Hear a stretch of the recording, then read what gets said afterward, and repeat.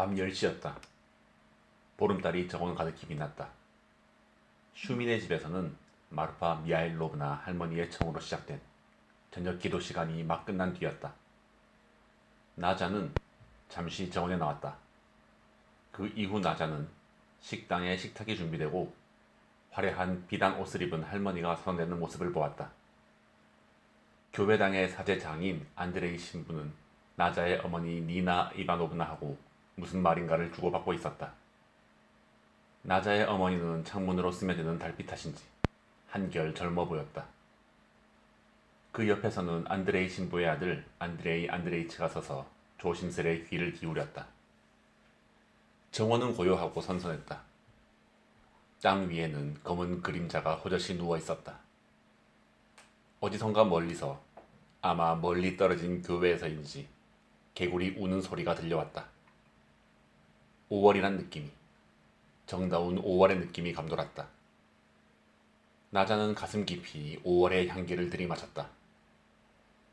그녀는 연약하고 죄 많은 사람에게서는 맛볼 수 없었던 신비롭고 아름다운 풍만하고 거룩한 봄의 생활이 여기가 아니라 수목이 우거진 저 하늘 밑 도시에서 멀리 떨어진 들과 숲속에서 지금 막 흩어져 가고 있음을 느끼지 않을 수 없었다.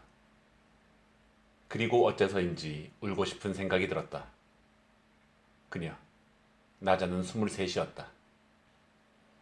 그녀는 16살 때부터 결혼 문제를 열심히 생각해왔다. 그러다가 마침내 지금 창가에 서 있는 청년, 안드레이 안드레이치와 약혼하게 되었다. 나자는 안드레이가 마음에 들었다. 결혼식은 7월 7일로 날을 잡았다. 그러나 어찌된 셈인지 그녀에겐 기쁨이란 것이 없었다. 나자는 밤에 잠을 이루지 못하고 늘 시름에 잠겨 있었다. 부엌이 있는 지하실에서 하인들이 소용되는 소리, 나이프가 부딪히는 소리, 문이 열렸다가 닫혔다 하는 소리 등이 열린 들창을 통해 들어왔고 칠면조 굽는 냄새와 소금에 절인 버찌 냄새가 풍겨 나왔다. 그리고 이 모든 것이 아무 변함이 없이 종말이라는 것도 없이 한평생을 통하여 언제까지나 반복되겠지. 그녀에겐 어쩐지 그런 생각이 들었다. 이때 누가 집에서 나와 층계 위에 멈춰섰다. 그는 열흘 전에 모스크바에서 온 알렉산드로 치모페이치라는 손님이었다. 아니면 그를 가리켜 간단히 사샤라고도 불렀다.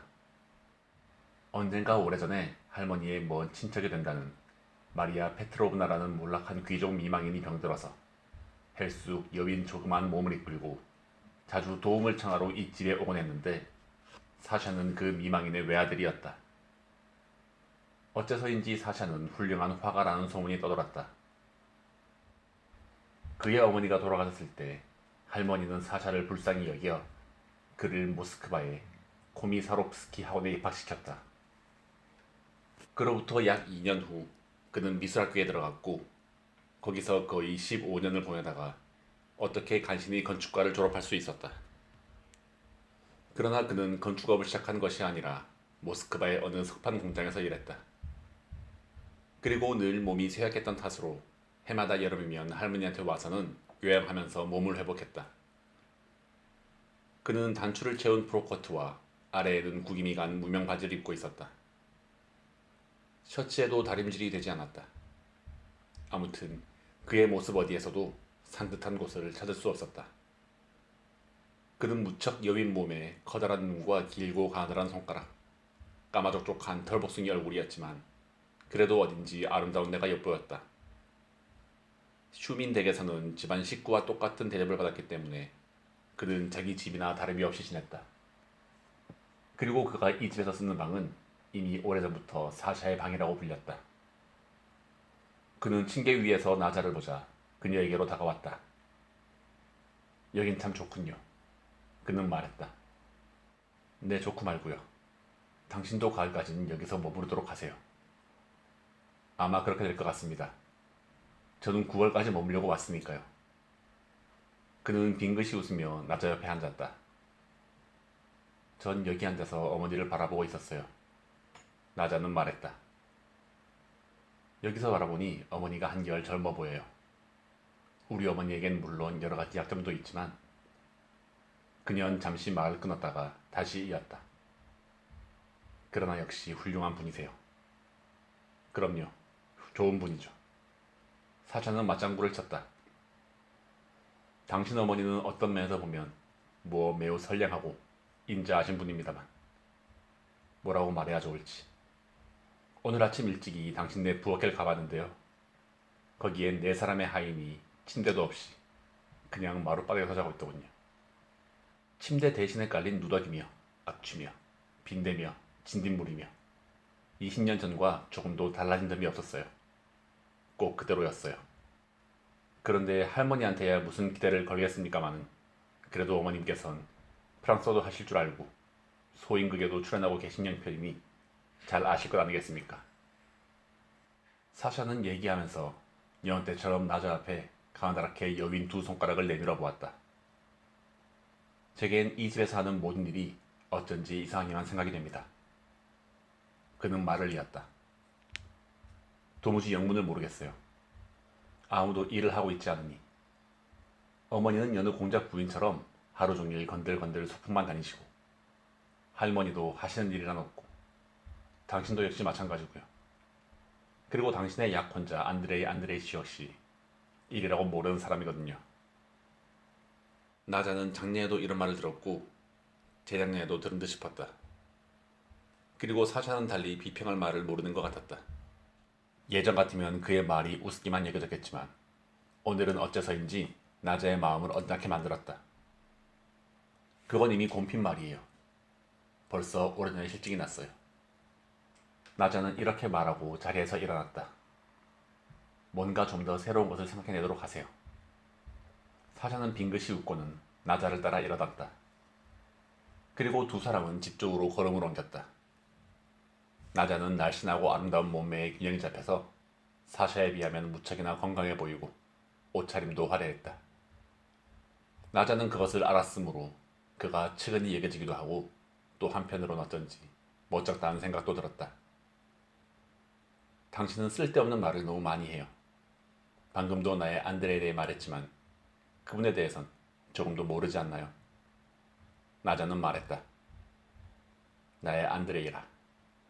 당신의 안드레이 같은 건 될 대로 되라죠. 당신의 청춘이 가엾을 따름입니다. 그들이 식당에 들어섰을 땐 이미 모두들 밤참을 먹으려고 자리에 앉아 있었다. 할머니는 지독히 뚱뚱하고 짙은 눈썹에 작은 콧수염이 난 얼굴이 못생긴 할머니는 큰 소리로 무엇인가를 말했는데 할머니가 이 집에서 제일 윗사람이란 것은 그 말투로나 말하는 몸짓에서도 넉넉히 알 수 있었다.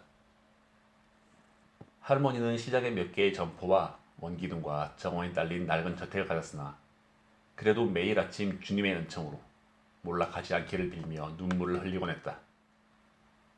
단정한 의상에 관경을 쓰고 손가락마다 모조리 다이아몬드 반지를 낀 삼단 같은 머리칼을 가진 나자의 어머니 니나 이바노브나와 무슨 이야기라도 시작할 듯인 표정인 이가 빠지고 홀쭉 여인 노인 안드레이 신부 그리고 흡사 미술가나 배우처럼 고수머리에 풍채가 좋고 잘생긴 나자의 약혼자 안드레이 안드레이치 이 세 사람은 최면술에 대한 이야기를 하던 참이었다.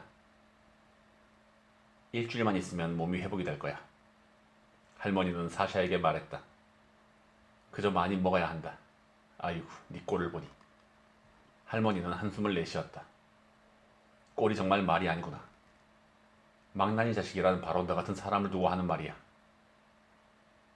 방탕한 생활로 부친의 재산을 탕진하고 망나니 떼가지와 상대를 했으니까요. 안드레이 신부가 눈웃음을 치며 느릿느릿 말했다. 전 아버지를 좋아하죠.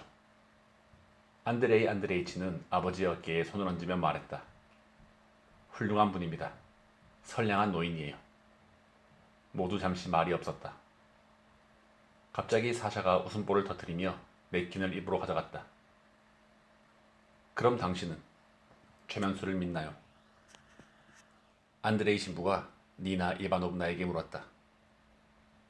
그야 믿는다고 단할 수 없습니다만 그러나 자연 속에는 여러 가지 신비로운 이상한 일이 얼마든지 있다는 것만은 믿지 않을 수 없어요. 니나 이바노브나는 매우 심각하고 엄숙한 표정을 지으면서 대답을 했다. 그 말씀엔 저도 완전히 동감입니다. 하지만 그 신비한 세계를 종교가 해결해 줄 수 있다고 덧붙이지 않을 수 없습니다. 기름이 번지르르 도는 커다란 칠면조가 나왔다. 안드레이 신부와 니나 이바노브나는 그대로 토론을 계속했다.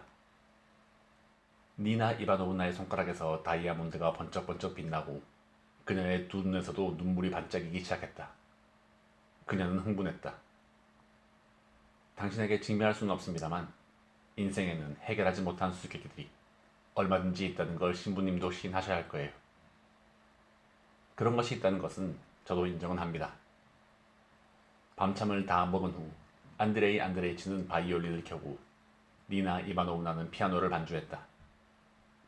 그는 10년 전에 대학 문과를 졸업했으나 직장에 취직도 안 하고 일정한 직업이랄 것도 없이 이따금 자선음악회에 출연할 따름이어서 거리에서는 그를 음악가라고 불렀다.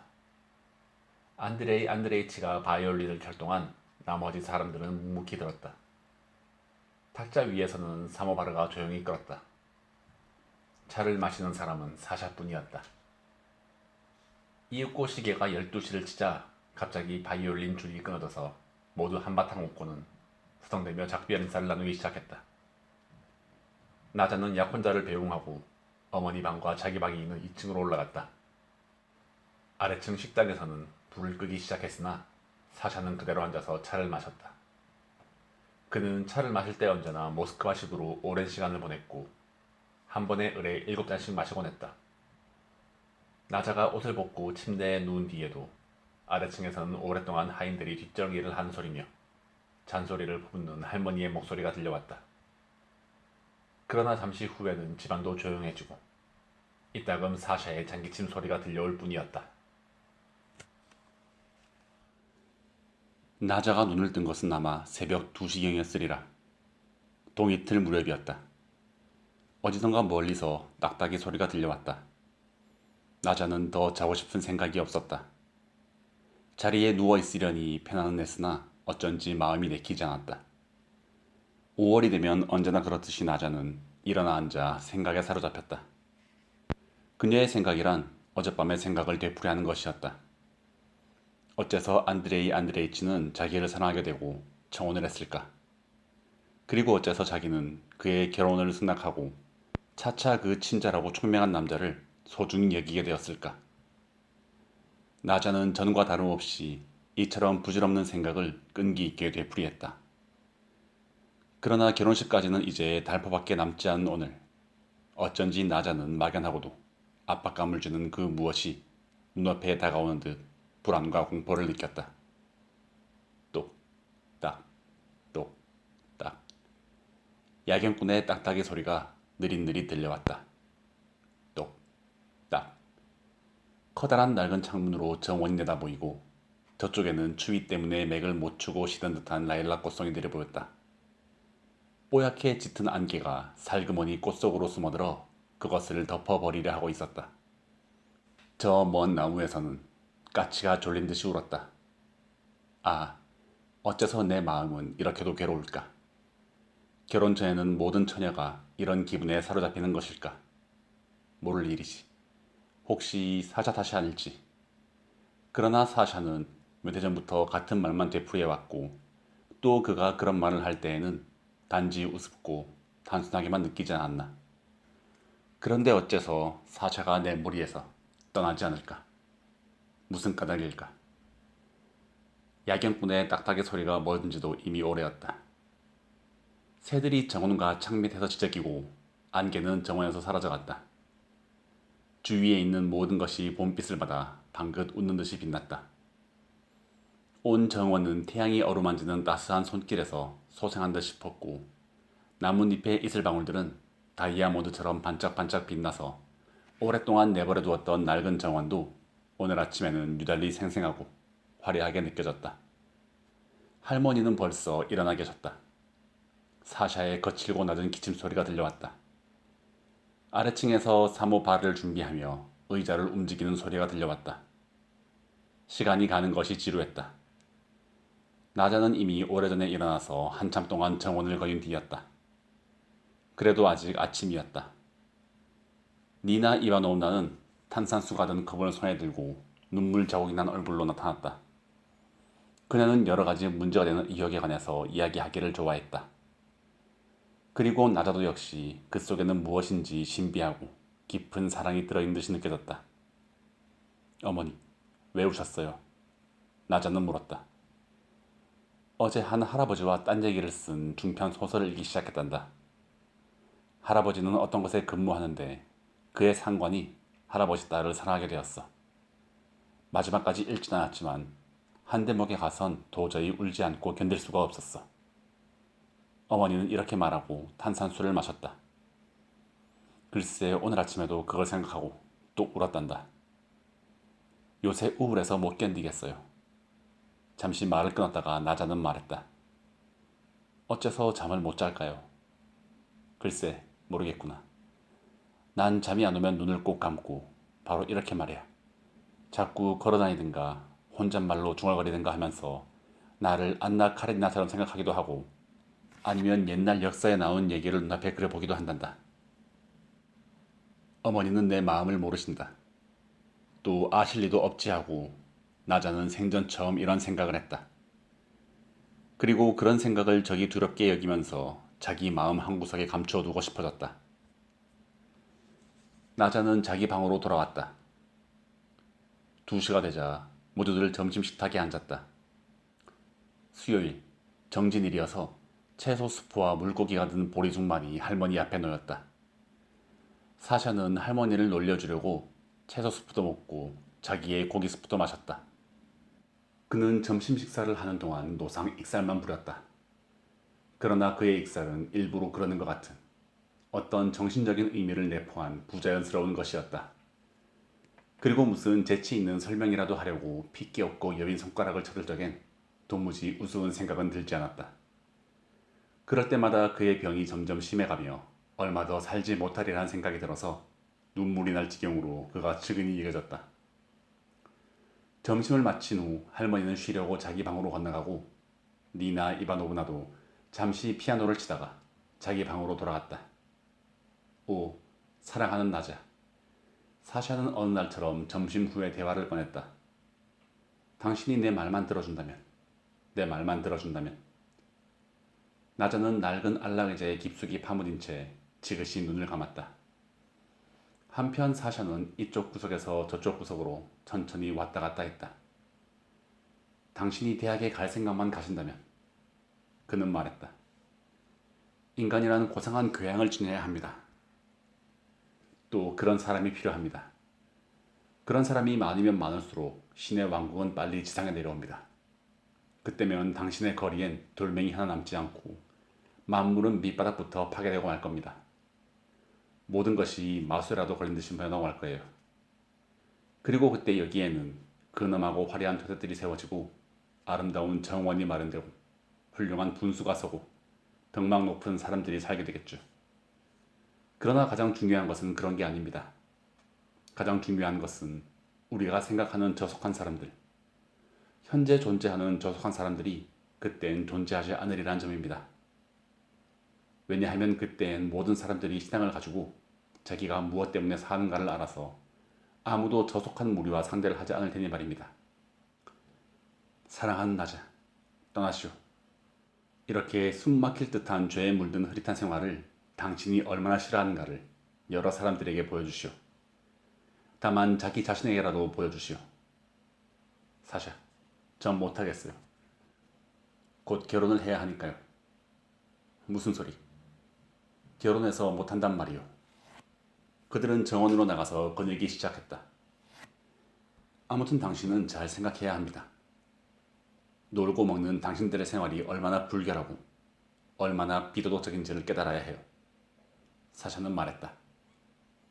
이를테면 당신이나 당신의 어머니나 할머니나 아무 일도 하지 않는다면 그것은 누군가 다른 사람이 당신들을 위해서 일하고 있다는 뜻임을 아셔야 합니다.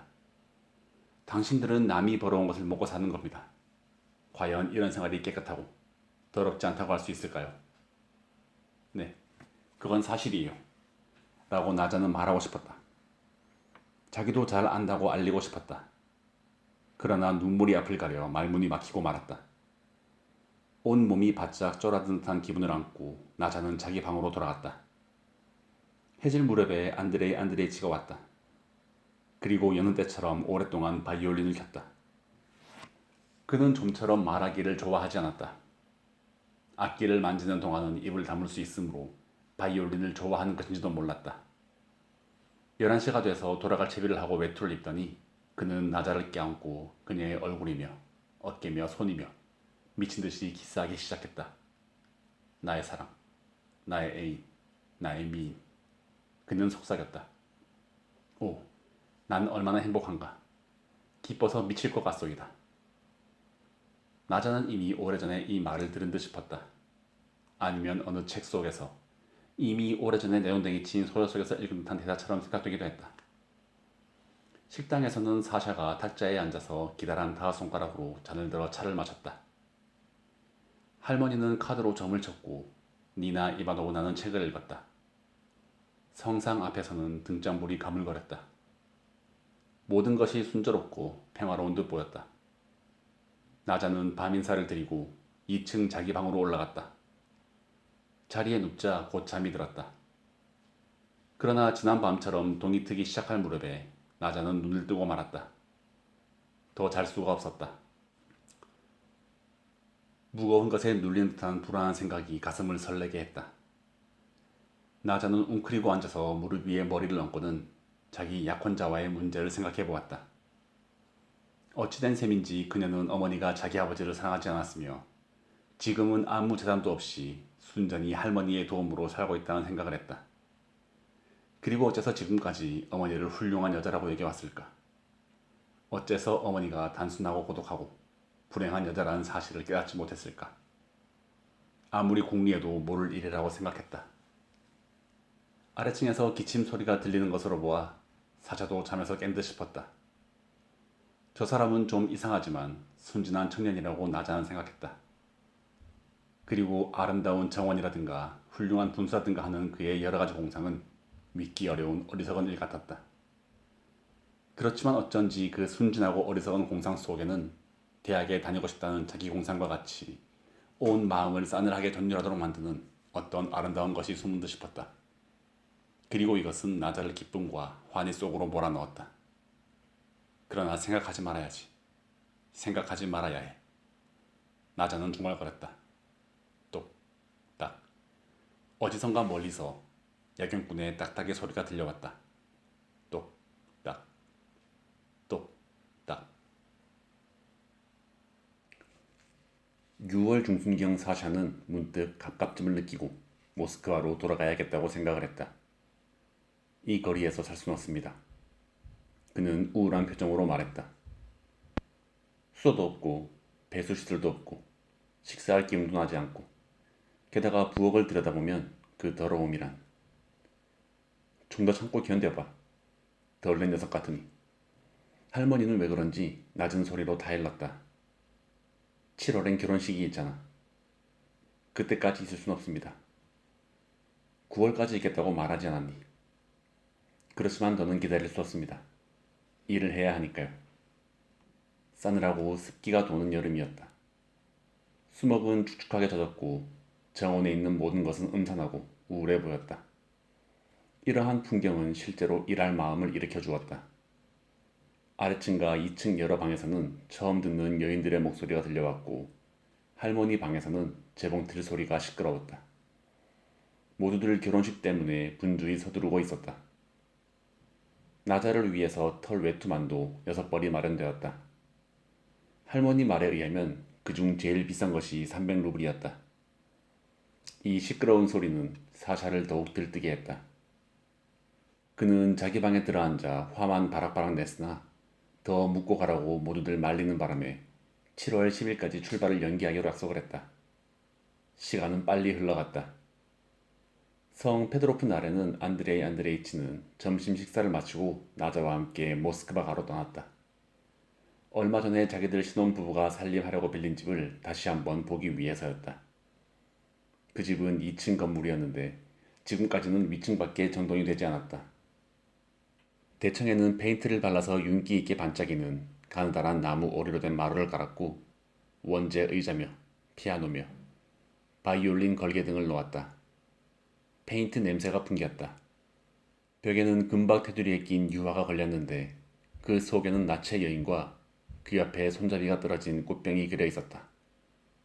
정말 훌륭한 그림이야. 안드레이 안드레이치는 이렇게 말하고 감탄하듯이 한숨을 내쉬었다. 이건 미술가 시아첵스키의 작품입니다. 거기에는 또 둥근 테이블이며 긴 의자며 파란 천으로 커버를 씌운 안락 의자들을 갖춘 객실이 있었다. 긴 의자 위의 벽에는 버비를 걸치고 벨벳 성직자 모자를 쓴 안드레이 신부의 커다란 사진을 걸었다. 이윽고 두 사람은 찬장이 딸린 식당을 돌아보고 다음엔 침실로 들어갔다. 어둠침침한 침실에는 침대 2개가 가지런히 놓여 있었다. 이 방은 언제 들어와도 기분이 상쾌하도록 만들겠다는 의도로 꾸민 듯 싶었고 그 밖엔 아무런 목적도 없어 보였다. 안드레이 안드레이치는 시종 나자의 허리를 껴안은 채 이 방 저 방을 구경했다. 그러나 나자는 양심의 가책을 받은 듯한 두려움을 느꼈다. 그 모든 방, 침실, 안락의자 어느 하나 그녀의 마음에 드는 것은 없었다. 더욱이 나체와는 마음을 언짢게 만들었다. 지금 나자는 자기가 이미 안드레이 안드레이치를 사랑하지 않는다는 것을, 아니 지금까지 조금도 사랑하지 않았다는 것을 똑똑히 깨달았다. 그러나 이것을 어떻게 말해야 할지, 누구에게 하소연해야 좋을지 몰랐다. 어째서 이런 생각이 드는지도 몰랐다. 지금까지 밤낮으로 이 일을 생각하면서도 이해할 수 없었다. 안드레이는 나자의 허리를 끼안고 다니며 아주 정답고 공손하게 이야기를 했다. 무척 행복스러워 보였다. 그러나 나자는 그의 태도에서 단지 저열하고 단순하고 참을 수 없이 야비한 부분 외에는 아무것도 발견할 수가 없었다. 그리고 허리를 감싼 그의 손이 새웅치처럼 딱딱하고 싸늘하게 느껴져 쉴 새 없이 도망가고 싶은, 울고 싶은, 창문에서 뛰어내리고 싶은 생각이 들었다. 안드레이 안드레이치는 나자를 욕실로 데리고 갔다. 거기서 벽에 붙은 마개를 돌리니 금방 물이 쏟아져 나왔다. 어떻습니까? 그는 웃으며 말했다. 200갤런쯤 드는 물탱크를 올려놓게 했습니다. 그래, 우리는 물 걱정을 할 필요는 없어요. 그들은 정원을 거쳐 한 길로 나와 마차를 잡았다. 하늘은 짙은 구름으로 덮여서 금세 비가 쏟아질 것 같았다. 당신 춥지 않아요? 안드레이 안드레이치는 먼지 때문에 눈을 가늘게 뜨며 말했다. 나자는 잠자코 있었다. 어제 사샤가 나더러 빈들빈들 놀고 있다고 비난하는 것을 들었겠죠. 그는 잠시 입을 다물었다가 말을 이었다. 그의 비난은 옳습니다. 정말 옳아요. 저는 아무 일도 하지 않습니다. 또 할 수도 없습니다. 왜 그럴까요? 언젠가는 나도 모자에 휘장을 달고 관청에 다녀야 한다고 생각을 하니 어쩐지 지긋지긋해집니다. 왜 그럴까요? 오, 어머니 러시아요. 오, 어머니 러시아요. 그대는 쓸모없고 무익한 사람들을 얼마나 많이 가졌는가? 러시아에는 나같이 무익한 사람들이 얼마나 많은가? 고민하는 어머니요. 그는 자기가 놀고 있는 이유로 여러 가지 개념을 인용하고 나서 이는 시대적인 사상에 기인한다고 설명을 했다. 우리는 결혼하면 그는 말을 이었다. 같이 시골로 갑시다. 시골로 가서 일합시다. 정원도 있고 냇물도 흐르는 땅을 사가지고 노동을 하면서 인생을 바라봅시다. 아, 얼마나 즐거울까요? 안드레이 안드레이치는 모자를 벗었다. 그의 머리칼이 바람에 나부꼈다. 나자는 그의 말에 귀를 기울이며 이런 생각을 했다. 나오지 않았더라면 좋았을걸. 바로 집 근처에 이르렀을 때 저쪽에서 걸어오는 안드레이 신부가 눈에 띄었다. 아, 저기 아버지가 오시는군요. 안드레이 안드레이치는 모자를 흔들며 기뻐했다. 전 아버지를 대단히 좋아합니다. 훌륭한 분입니다. 선량한 분입니다. 그는 마부에게 돈을 치르며 말했다. 나자는 매일 밤 찾아오는 손님들을 접대하며 속없이 웃어야 하고 바이올린 소리와 여러 가지 쓸모없는 잡담을 들어야 하며 결혼식 얘기만을 해야 하리라는 생각을 하고는 혐오에 가득 찬 언짢은 마음을 느끼면서 집으로 들어갔다. 할머니는 비단 옷을 차려입고 언제나 손님이 오기 전 그렇듯이 묵직하고도 위험 있는 태도로 사모발 앞에 앉아 있었다.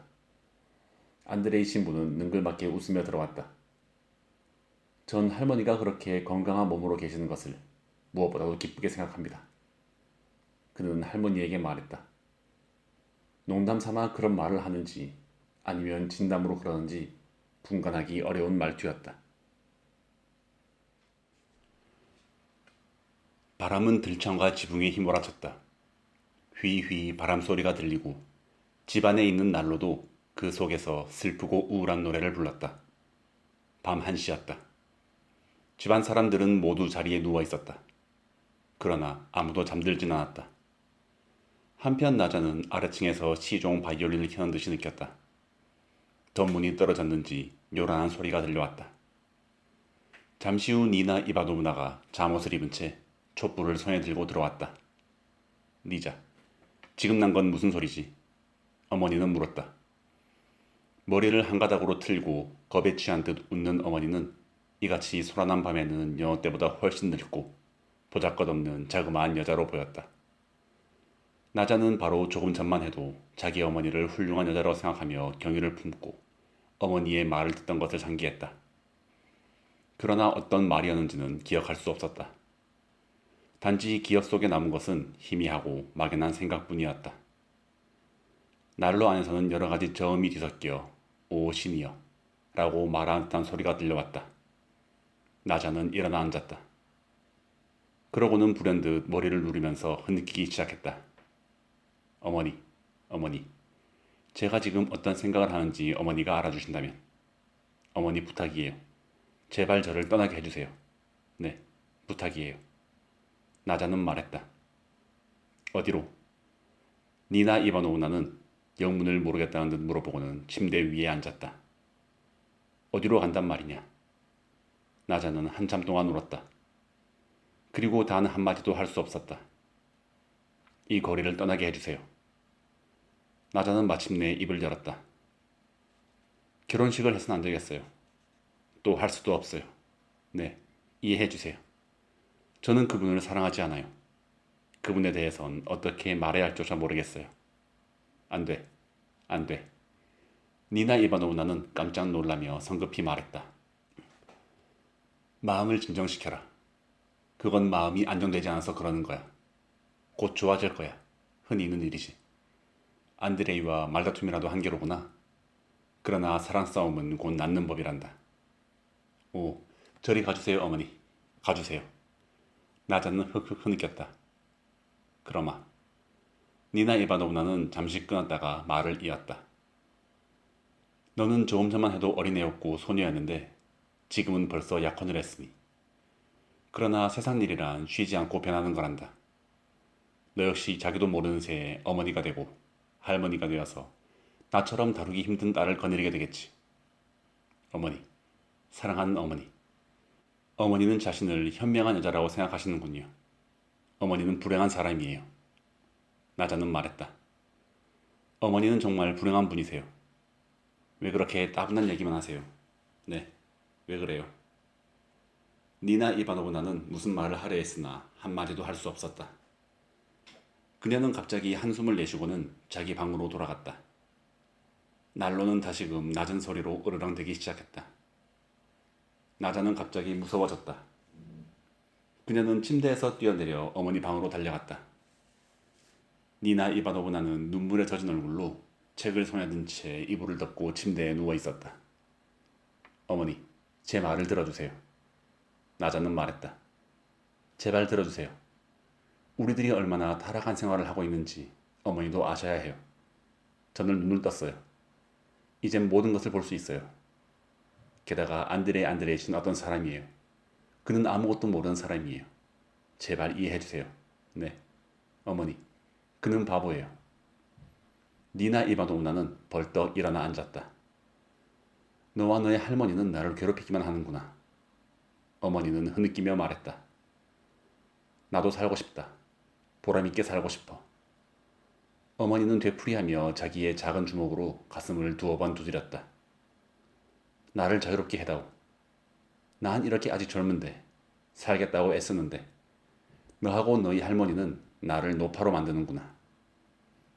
어머니는 슬프게 흐느끼며 허리를 구부리고 이불 속으로 기어들었다. 그 모습은 아주 작고 가엾고 초라해 보였다. 나자는 자기 방으로 돌아갔다. 옷을 갈아입고는 창 곁에 앉아서 날이 새기를 기다렸다. 이렇게 나자가 밤이 새도록 앉아서 생각에 잠겨있는 동안 줄곧 밖에서는 누군가가 덕문을 두드리며 휘파람을 부은 듯한 소리가 들려왔다. 아침이 되자 할머니는 정원의 능금이 지난 밤 바람 때문에 한 알도 남지 않고 떨어졌으며 복숭아 고목 하나가 자빠졌다는 등 여러 가지 불평을 늘어놓았다. 날씨는 흐리고 움츠면서 등불을 켜야 할 지경으로 어두컴컴했다. 모두들 춥다고 투덜거렸다. 들창에는 빗발이 내리쳤다. 차를 마신 후 나자는 사샤의 방으로 갔다. 그리고 아무 말도 하지 않고 구석에 있는 알라르자 옆에 무릎을 꿇고 앉아서 두 손으로 얼굴을 가렸다. 왜 그래요? 사샤가 물었다. 저는 지금까지 어떻게 이런 데서 살아왔는지 모르겠어요. 정말 모르겠어요. 정말 저는 약혼자를 멸시해요. 이 모든 방탕하고 무의미한 생활을 멸시해요. 나자가 말했다. 그럴 겁니다. 그건 사실입니다. 옳은 생각입니다. 사샤는 무슨 뜻인지도 모르면서 말했다. 저는 이런 생활이 싫어졌어요. 나자는 말을 계속했다. 이런 데에서 하루도 더 참을 수가 없어요. 내일 떠나겠어요. 제발 부탁이니 저를 데려가 주세요. 사샤는 잠시 놀란 듯이 나자를 바라보았다. 마침내 그는 나자의 마음을 이해하고는 어린애처럼 기뻐했다. 기쁨에 못 이겨 춤이라도 출 듯이 양손을 흔들며 슬리퍼를 달각거리기 시작했다. 훌륭합니다. 정말 훌륭한 일입니다. 그는 손을 비비며 말했다. 나자는 곧 무언가 중대한 것을, 무한히 의미심장한 것을 들려주리라 기대하면서 마치 마술이라도 걸린 듯이 그 커다란 눈을 깜빡이지도 않으면서 사랑에 취한 눈초리로 바라보았다. 그는 아무 말도 하지 않았다. 그러나 나자에게는 여태까지 알지 못했던 새롭고 넓은 세계가 이미 눈앞에 열리는 듯 느껴졌다. 그리고 여러 가지 기대로 충만해진 나자는 그를 바라보면서 어떤 것에 대해서도, 비록 죽음에 대해서도 두려워하지 않겠다고 결심을 했다. 저는 내일 떠나겠습니다. 그는 잠시 무엇을 생각하고 나서 말했다. 그리고 당신은 배웅하러 정거장에 나오세요. 제 트렁크에 당신의 짐도 넣어 가겠습니다. 그리고 당신 차표도 사놓을 테니 세 번째 종이 울리면 차에 오르세요. 함께 떠납시다. 모스크바까지는 함께 가고 그 다음부터는 혼자서 페테르부르크로 가면 됩니다. 여행권은 가지셨죠? 네, 있어요. 전 약속합니다. 당신도 후회하거나 불평하진 않겠죠? 사샤는 믿는다는 어조로 말했다. 가서는 공부해야 합니다. 그러고는 모든 걸 운명에 맡겨버리세요. 당신의 생활을 뒤집어 엎으면 만사는 변합니다. 가장 중요한 것은 생활을 뒤집어 엎는 겁니다. 나머지는 아무래도 좋습니다. 그럼 내일 출발해도 좋죠? 네, 제발. 나자는 적이 흥분해 있음을 스스로 느낄 수 있었다. 여느 때보다도 한층 마음이 괴로운 듯도 싶었다. 집을 나갈 때까지 고통스럽고 안타까운 시간을 보내야 한다는 것이라고도 생각되었다. 그러나 2층에 가서 자리에 눕자 얼굴에 눈물 자국과 웃음을 남긴 채 곧 잠들고 말았다. 그리고 해질 때까지 세상 모르게 곤히 잠을 잤다. 마차가 왔다. 나자는 모자를 쓰고 외투를 입고 다시 한번 어머니와 자기 물건을 보기 위해서 2층으로 올라갔다. 자기 방으로 들어가서 아직 온기가 남은 침대 앞에 서서 둘러보았다. 다음엔 살그머니 어머니 방으로 들어갔다. 방 안은 조용하고 니나 이바노브나는 잠들어 있었다. 나자는 어머니에게 키스하고 어머니의 머리칼을 어루만지면서 잠시 서 있었다. 그리고 아래층으로 천천히 내려왔다. 밖에는 비가 줄기차게 내렸다. 마부는 흠뻑 젖은 머리수건을 두른 채로 현관에 서 있었다. 네가 탈 자리는 없구나 나자. 하인들이 짐을 싣기 시작했을 때 할머니가 말했다. 왜 하필 이런 날에 배웅하러 간다는 거냐. 집에 있거라. 무슨 비가 이렇게 온담. 나자는 무엇인가 말하려 했으나 입이 떨어지지 않았다. 사샤는 나자를 부축해 태우고 담요로 발을 가려주고는 나자와 나란히 앉았다. 조심해라. 잘 가거라. 할머니는 현관에서 외쳤다. 그리고 사샤, 모스크바에 가면 편지해라. 알겠습니다. 안녕히 계세요, 할머니. 주여, 보살펴 주시기를. 무슨 날씨가 이럴까요? 잠시 후 사샤가 말했다. 이때 비로소 나자는 눈물을 흘렸다. 이제야 정말 이것을 떠난다는 생각이 똑똑히 들었던 것이다. 할머니와 작별 인사를 하고 어머니를 바라보고 있었을 때까지도 정말 이곳을 떠나리라고는 믿기지 않았다. 거리여 잘 있거라. 이렇게 생각하는 순간 나자에게는 지난날의 모든 일들이 낱낱이 되살아났다. 안드레이, 그의 아버지, 새집, 꽃병과 나체 여인을 그린 유화. 그러나 이 모든 추억들은 이미 나자를 위협하거나 괴롭히지 않았다. 단지 야비하고 천박하게 느껴질 뿐 모든 것은 뒤로 사라져갔다.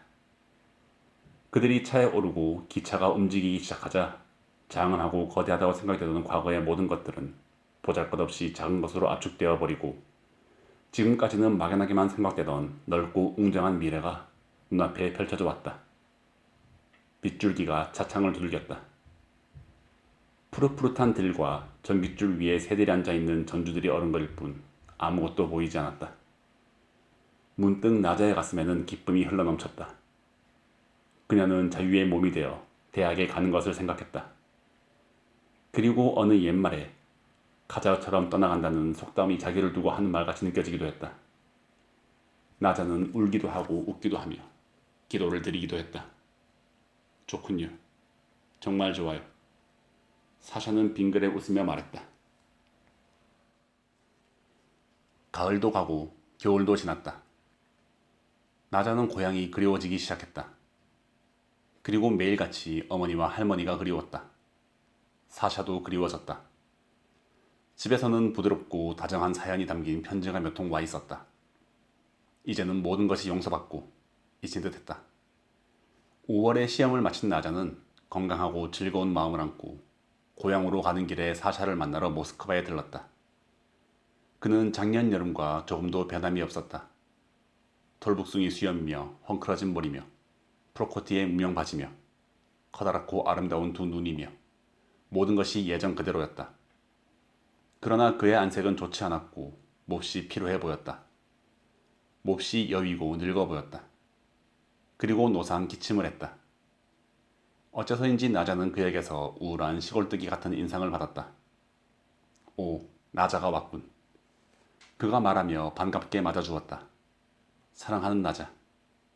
두 사람은 잉크와 페인트 냄새에 숨이 막힐 듯하고 담배 연기가 자욱한 인쇄소 안에 잠시 앉았다가 이윽고 사샤의 방으로 갔다.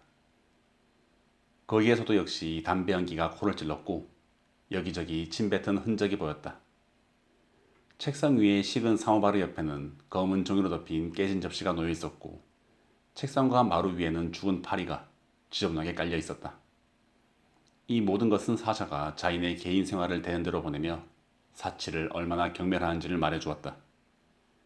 그리고 만일 누군가가 그의 개인적인 행복에 대해서, 그의 개인 생활에 대해서, 그의 취미에 대해서 그를 설복한다 해도 그는 조금도 이해하지 못하고 웃어버릴 것임에 틀림이 없었다.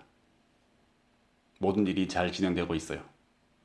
나자는 서두르며 말했다. 가을에는 어머니가 저를 만나려고 페테르부르크로 오셨댔어요. 할머니도 이젠 노여 마시지 않고 줄곧 내 방에 가서는 벽 위에 성호를 긋고 계신다고 어머니가 말씀하더군요. 사샤는 즐거운 듯한 표정이었으나 연달아 기침을 하며 쉰 목소리를 냈다. 나자는 그의 병이 정말 나빠졌는지 그렇지 않으면 자기가 그렇게 생각할 따름인지를 몰라서 물끄러미 그를 바라보았다. 사샤, 몸이 편치 않군요. 나자는 말했다. 아니 괜찮아요. 병은 병이지만 그렇게 대단하진 않아요. 저런 어쩌나. 나자는 흥분해서 외쳤다. 어째서 의사에게 보이질 않는 거예요? 어째서 자기 몸을 소중히 여기지 않으세요? 네, 다정한 사샤. 이렇게 말하는 나자의 눈에는 눈물이 글썽했다. 그리고 이렇다 할 이유도 없이 안드레이 안드레이치며 꽃병과 나체 여인을 그린 유하며 지금은 아늑한 옛날처럼 생각이 되는 자기의 모든 과거가 눈앞에 아른거렸다. 그리고 이미 사샤는 작년처럼 신비하고 흥미있고 교양 있는 사람으로는 보이지 않았다. 이것이 또한 나자를 울게 만든 원인이었다. 사랑하는 사샤, 당신의 몸은 말이 아니군요. 전 당신의 건강을 회복시킬 수 있는 일이라면 무엇이든지 하겠어요. 당신은 저의 은인이에요. 당신은 저를 위해서 얼마나 많은 일을 하셨는지 몰라요. 나의 다정한 사샤. 정말 당신은 지금 나에게 가장 가깝고 가장 다정한 분이세요. 그들은 앉아서 이야기를 주고받았다. 그러나 페테르부르크에서 한겨울을 보내고 온 지금 나자에게는 사샤도 그의 말도 웃음도 그의 모든 모습조차도 오래전에 시들고 낡아 지금은 이미 무덤 속으로 가고 있을지도 모르는 그 무엇을 암시해 주는 데 불과했다. 저는 모레 볼가로 가겠습니다.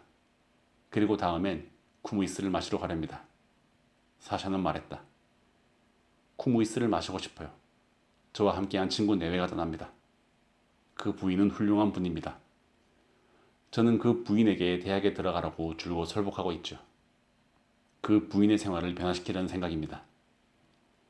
잠시 이야기를 나눈 다음 두 사람은 정거장으로 떠났다.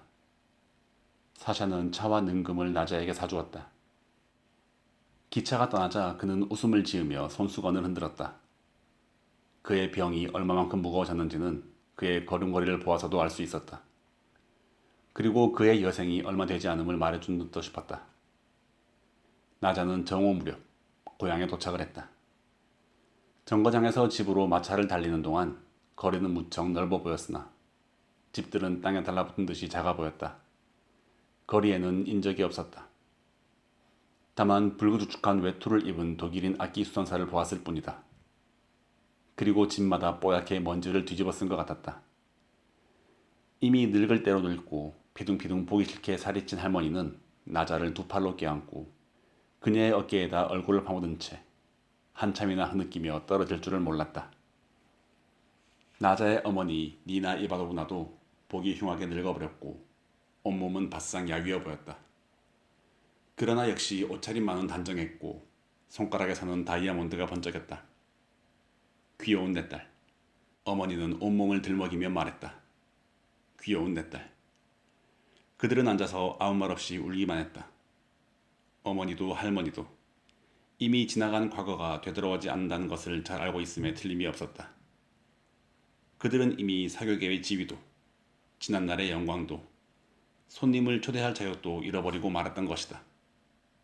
그것은 평화스럽고 단란한 가정에 어느 날 밤 경관이 불현듯 뛰어들어 집안 수색을 한 끝에 주인이 공금을 횡령했다든가 주화를 위조했다는 죄목이 드러남으로써 지금까지 단란하고 평화롭던 생활이 영원히 깨지고만 그런 경우와도 흡사했다.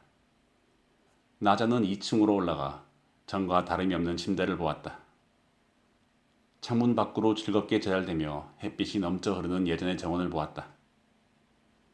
나자는 자기 책상을 만져보기도 하고 앉아보기도 하며 생각에 잠겼다. 그리고 점심을 맛있게 먹고 구수하고 기름기가 도는 크림과 함께 차를 마셨다. 그러나 어쩐지 허전했다. 방 안이 공허하게 느껴졌다. 그리고 천장이 내려앉는 것만 같았다. 해가 저물자 나자는 자리에 누웠다. 푹신하고 따스한 침대 속에 누워있으려니 어쩐지 어색한 느낌이 들었다. 니나 이바노브나가 잠시 이야기를 하려고 들어왔다. 그녀는 무슨 죄나 지은 사람처럼 두리번거리며 자리에 앉았다. 그래, 어떠니 나자?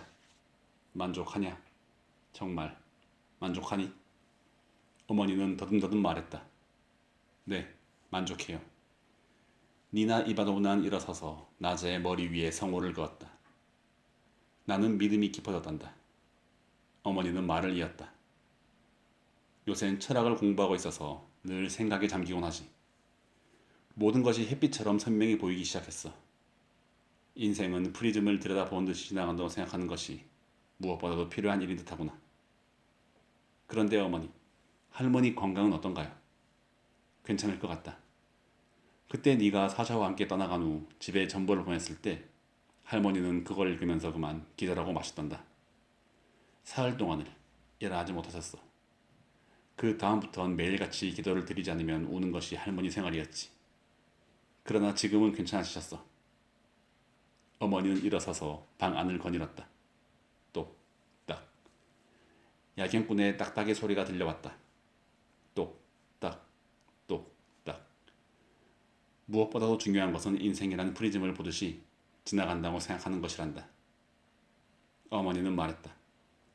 즉 다시 말하면 자각적 생활이라는 것은 여러 가지 빛깔을 7가지 원색으로 귀납하도록 그 원소를 해부해서 원소마다 따로따로 연구해야 된다는 거야. 어머니가 그 다음 무슨 말을 했는지 언제 방에서 나가셨는지 나자는 몰랐다. 벌써 잠이 들었던 것이다. 5월이 지나고 6월이 다가왔다. 나자도 집에 익숙해지고 말았다. 할머니는 숨을 헐떡이며 사모발을 준비에 바빴다. 니나 이바노브나는 밤마다 자기의 철학을 논했다. 그녀는 여전히 혼자서 외롭게 살았고 한 푼이라도 일일이 할머니에게 의존하지 않으면 안 되었다. 집안에는 파리떼가 윙윙 날아다녔다. 집안이 점점 낮아진 듯이 느껴졌다. 할머니와 니나 이바노브나는 안드레이 신부와 안드레이 안드레이치를 만날까 두려워 거리에 나가지 못했다. 그러나 나자는 정원과 거리를 거닐면서 회색 담과 집 등을 구경했다.